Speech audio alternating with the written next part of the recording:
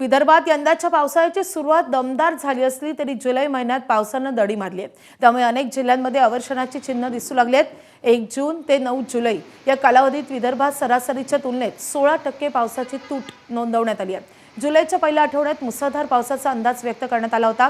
मात्र सुरुवातीचे काही दिवस आणि आठवड्याच्या शेवटी पाऊस झाल्यानंतर मधल्या काळात पावसानं उघडीप दिली आणि त्यामुळे पावसाची सरासरी घटली आहे। गडचिरोलीमध्ये सर्वाधिक 46% पावसाची तूट नोंदवण्यात आली आहे। याशिवाय भंडाऱ्यात 33%, चंद्रपुरात 23%, वाशिममध्ये 26%, नागपुरात 10%, अमरावतीत 12%, अकोल्यात 10% आणि यवतमाळ जिल्ह्यामध्ये 7% पावसाची तूट नोंद झाली आहे। सध्याची परिस्थिती कायम राहिल्यास आणि पुढील काही दिवसात समाधानकारक पाऊस न झाल्यास खरीप पिकांसमोर अडचणी निर्माण होण्याची शक्यता आहे।